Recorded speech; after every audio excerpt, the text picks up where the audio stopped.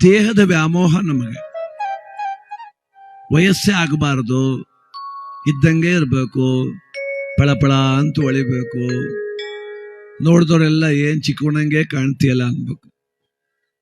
ಅದೇನು ಆಸೆನೋ ಗೊತ್ತಿಲ್ಲ. ಯಾರಾದ್ರೂ ಹೋಗಿ ಒಂದು 35-40 ವರ್ಷ ಆಗಿರೋ ಹೆಣ್ಮಕ್ಳನ್ನ, ಏನಕ್ಕ ನಿನಗೊಂದು 25 ಆಗಿದ್ದದ ವಯಸ್ಸು ಅಂದ್ಬಿಟ್ರೆ ಅದೇನು ಖುಷಿ ಆಗ್ಬಿಡ್ತಾರೆ ಅವ್ರು. ಎಲ್ರು ಹಂಗೆ ಅಂತಾರೆ ನನ್ನ ಅಂತ.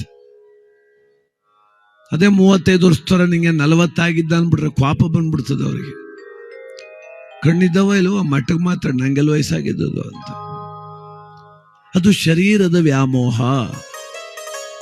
ಏನ್ ಸಣ್ಣ ಆಗ್ಬಿಟ್ರಲ್ಲ, ಇರ್ಲಿ ಬನ್ನಿ ಸ್ವಾಮಿ, ಇದ್ದಂಗೆ ಇರಕ್ಕಾಗ್ತದ ಅನ್ಬೇಕು. ಇರ್ಬೇಕಂಬ, ಸಣ್ಣಗೆ ಇದ್ರೆ ಆರೋಗ್ಯ ಹಂಗೆ ಹಿಂಗೆ ಇನ್ನಂಗೆ ದಪ್ಪಗಿರೋ ಜಗಳಕ್ಕೆ ಬಿದ್ದು ಬಿಡು. ಇಷ್ಟೊಂದು ಗೊಂದಲಕ್ಕೆ ಹೋಗ್ಬಾರ್ದು ಮನುಷ್ಯ. ಇದ್ದಂಗೆ ಇರೋಕಾಯ್ತದ ಬಾಪ. ಒಂದು ಕಾಲ ಚೆನ್ನಾಗಿದೆ, ಈಗ ಸ್ವಲ್ಪ ಹಿಂಗಾಗಿದ್ದೀನಿ, ಏನು ಮಾಡೋದು, ವಯಸ್ಸಾಗ್ತಿದೆಯಲ್ಲ, ನೀ ಚೆನ್ನಾಗಿರು ಅನ್ಬೇಕು. ನೀ ಚೆನ್ನಾಗಿರು, ಆಯ್ತು, ನೀ ಚೆನ್ನಾಗಿರು. ಅದಕ್ಕೆ ಶರೀರದ ವ್ಯಾಮೋಹ. ಇಷ್ಟರಲ್ಲೇ ಇದ್ದು ಬಿದ್ದು ಹೋಗುವ ಈ ಮಾಂಸದ ಮುದ್ದೆಯ ಮೇಲಿನ ವ್ಯಾಮೋಹ ಒಳಿತಲ್ಲ ತಿಳಿ ಮನುಜ. ಇರ್ತದೆ, ಬೀಳ್ತದೆ, ಗುದ್ದಾಳ ಬೆಂದು ಹೋಗ್ತದೆ, ಮಣ್ಣಲ್ಲಿ ಮಣ್ಣಾಗ್ತದೆ, ಪಂಚಭೂತಲ್ಲಿ ಲೀನವಾಗ್ತವ್ರಿ. ನನ್ನ ಮಾತು ಯಾರು ಕೇಳೋಲ್ರು. ಕೇಳೋಕ್ಕೂ ಒಂದು ಸಮಯ ಅಂತಿದೆ. ಅಧಿಕಾರ ಇದ್ದಾಗ, ಹಣ ಇದ್ದಾಗ, ಮನೆ ಯಜಮಾನ ಆಗಿದ್ದಾಗ ಕೇಳ್ತಾರೆ.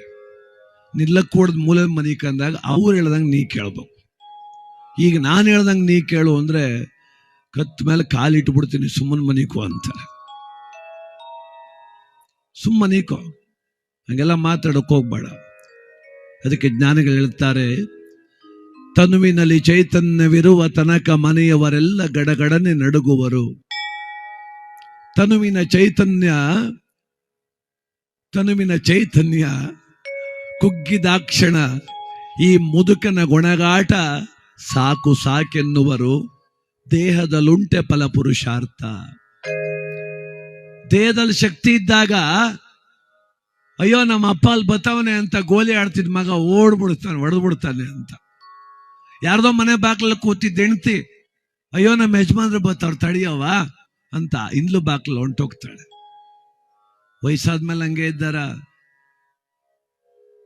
ಅದಕ್ಕೆ ಈ ಶರೀರದಿಂದ ಯಾರನ್ನೋ ಬೆದರಿಸಿ ಅಧಿಕಾರದಿಂದ ಹತೋಟ್ಲಲ್ಲಿ ಇತ್ಕೊಂಡೆ ಅಂದ್ರೆ, ಈ ಶರೀರ ಕುಗದ ಮೇಲೆ ಅಧಿಕಾರ ಹೋದ್ಮೇಲೆ ಅವ್ರು ಬೆಲೆ ಕೊಡಲ್ಲ. ಆದ್ರೆ ಯಾರನ್ನಾರು ಪ್ರೀತಿಯಿಂದ ಗೆದ್ರೆ, ನಾವು ಶರೀರ ಬಿದ್ದೋದ್ರು, ರೋಗಗ್ರಸ್ತವಾದ್ರು ದೊಡ್ಡಪ್ಪ ಅಂತ ಮಾತಾಡ್ತಾರೆ, ಚಿಕ್ಕಪ್ಪ ಅಂತ ಮಾತಾಡ್ತಾರೆ, ಪ್ರೀತಿ ತೋರ್ತಾರೆ. ಅದಕ್ಕೆ ಪ್ರೀತಿ ಶಾಶ್ವತ, ಪ್ರೀತಿ ಶಾಶ್ವತ. ಶರೀರ ನಶ್ವರ, ಇದಿದ್ದಂಗಿರೋದಿಲ್ಲ. ಹಾಗೆ ಇವತ್ತು ನಮ್ಮ ವಿರೂಪಾಕ್ಷಿಪುರದ ಗೋವಿಂದೇಗೌಡ ವ್ಯಾಪಾರಸ್ಥರು, ಕಾಯಿ ವ್ಯಾಪಾರ ಮಾಡಿದ್ರು, ಎಲ್ಲ ಸುತ್ತಾಡಿದ್ರು, ಜಗತ್ತೆಲ್ಲ ಸುತ್ತಾಡಿ ಆಯ್ತು, ಎಲ್ಲ ಆಯ್ತು, ಎಲ್ಲ ಮುಗೀತು, ಮುಪ್ಪು ಬಂತು, ಈಗ ಸಾವು ಕೂಡ ಬಂದಿದೆ. ಏನ್ ಮಾಡೋದು ಅಂದ್ರೆ, ನಡಿಯೋ ಅಪ್ಪ ನೀನು ಮುಂದೆ ನಡಿಯೋ, ನಾನು ನೀನು ಹಿಂದೆ ಬರ್ತೀನಿ ಅಂತ. ಈ ಸ್ಮಶಾನಕ್ಕೆ ಹೋದ್ರೆ ನಮ್ಮಲ್ಲಿ ಹಾಲು ಮುಟ್ಟಿಸ್ತಾರೆ. ಒಂದು ಚಂಬಲ್ಲಿ ಹಾಲು ತುಂಬಿ ಅದಕ್ಕೆ ಹೂವು ಮುಡಿಸಿ ಅರಿಶಿನ ಕುಂಕುಮ ಹಚ್ಚಿ, ಯಾರ್ಯಾರು ಸ್ಮಶಾನಕ್ಕೆ ಪೂಜೆಗೆ ಹೋಗಿದ್ದಾರೋ ಅವ್ರು ಕುಳಿತಿರೋ ಸ್ಥಳಕ್ಕೆ ಅದು ಹಿಡ್ಕೊಂಬರ್ತಾರೆ. ಅದನ್ನು ಮುಡ್ತೇವೆ ನಾವು, ಹಾಲು ಮುಡ್ತೇವೆ. ಯಾಕೆ ಮುಡ್ತೀವಿ? ಕೆಲವರು ಹಂಗ ತೆಗೆದು ನೆಲಕ್ಕೆ ಒದರುತ್ತಾರೆ, ಕೆಲವರು ಇದ್ಯಾಕೆ ಕೊಟ್ರೋ ಕಾಣಲ್ಲಪ್ಪ ಅಂತ ಕೈ ಸಿಟ್ಕೊಂತಾರೆ, ಸುಮ್ಮುಟ್ಬಿಡೋದಲ್ಲ. ಅದು ನಮ್ಮ ಗೋವಿಂದೇಗೌಡ ಕೇಳ್ತಾರಂತೆ, ನೀವೆಲ್ಲ ಇಲ್ಲೇ ಇದ್ದೀರಿ, ನಾನೊಬ್ಬನ ಹೋಗು ಅಂತೀರಲ್ಲ, ನೀವು ಬನ್ನಿ ಹೋಗುವ ಅಂತ. ಆಗ ನಾವೇಳ್ಬೇಕು, ಇವತ್ತು ನಿನ್ ಟೈಮ್ ಬಂದದ್ ನೀನ್ ನಡಿ, ನಮ್ ಟೈಮ್ ಬಂದ ದಿವಸ ಈ ಹಾಲು ಸಾಕ್ಷಿಯಾಗು, ನಿನ್ ಜೊತೆಲಿ ನಾವು ಬರ್ತೀವಿ ಅಂತ. ಅದಕ್ಕೆ ಹಾಲು ಮುಟ್ಬೇಕು. ಆದ್ರಿಂದ ಇವತ್ತು ಅವ್ರು ಮುಂದೆ ಸಾಗಲಿ, ನಾವಿಂದು ಸಾಗೋಣ, ನಮ್ಮ ಸಮಯ ಬರೋ ತನಕ.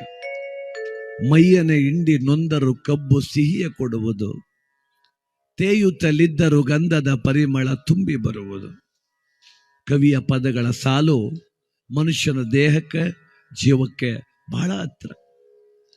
ಕಸ್ತೂರಿ ನಿವಾಸ ಅನ್ನೋ ಚಿತ್ರ ಡಾಕ್ಟರ್ ರಾಜ್ಕುಮಾರ್ ಅವರ ಅಭಿನಯದ ದೊಡ್ಡ ಮೈಲಿಗಲ್ಲು ಬಂದಿಗಳೇ.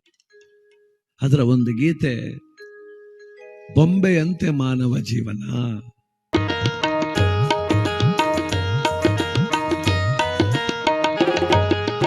ಆಡಿಸಿ ನೋಡು, ಬೀಳಿಸಿ ನೋಡು, ಉರುಳಿ ಹೋಗಲು. ಆಡಿಸಿ ನೋಡು, ಬೀಳಿಸಿ ನೋಡು, ಉರುಳಿ ಹೋಗಲು.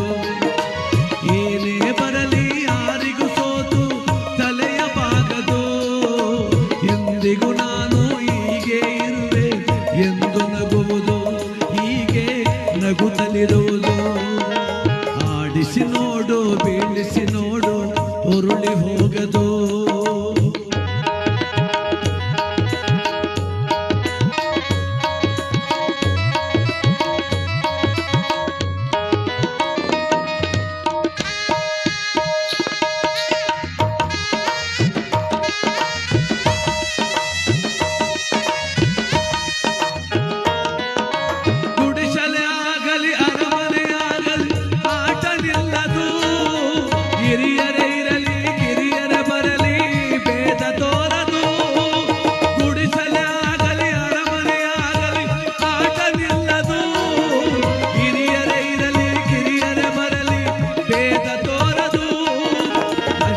ಸುಖವೋ ಅಳುಕದೆ ಆಡಿ ತೂಗುತ್ತಿರುವುದು, ತೂಗುತ್ತಿರುವುದು.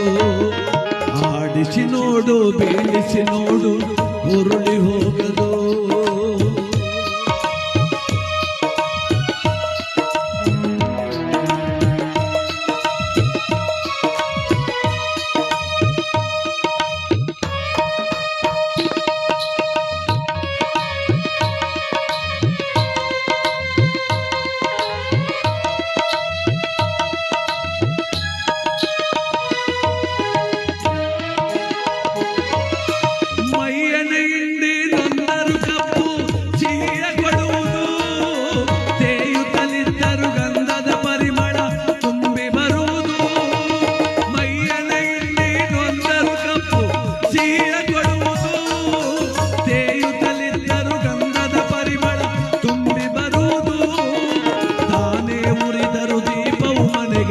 ಬೆಳಕ ತರುವುದು, ಬೆಳಕ ಕೊಡುವುದು.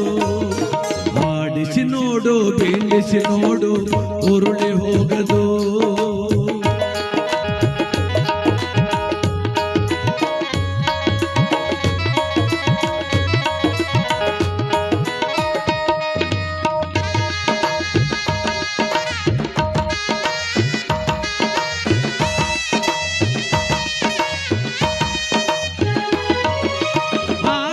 ಆತನ ಕೈ ಕೆಳಕದಲ್ಲಿ ಎಲ್ಲ ಅಡಗಿದೆ.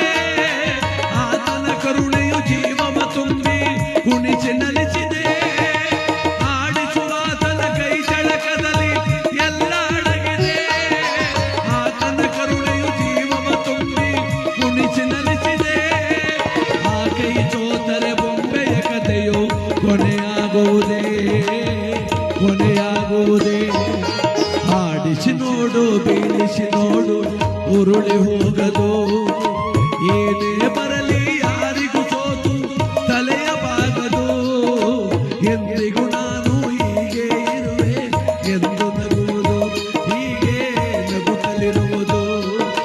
ಆಡಿಸಿ ನೋಡು, ಬೀಳಿಸಿ ನೋಡು, ಉರುಳಿ ಹೋಗದು.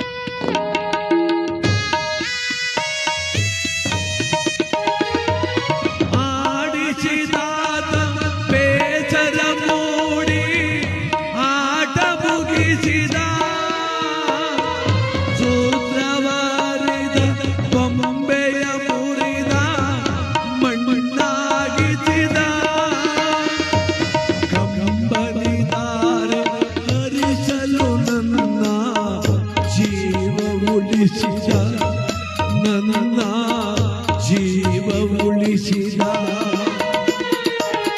ಆಡಿಸಿ ನೋಡು ಬೀಳಿಸಿ ನೋಡು ಉರುಳಿ ಹೋಗದು ಏನೇ ಬರಲಿ ಮನಸ್ಸಿಗೆ ಎಲ್ಲೂ ಶಾಂತಿ ದೊರಕದು ಕಣ್ಣೀರಿಡುವ ನನ್ನೀ ಕಥೆಯೋ ಏಕೋ ಮುಗಿಯದು ಅಯ್ಯೋ ಏಕೋ ಮುಗಿಯದು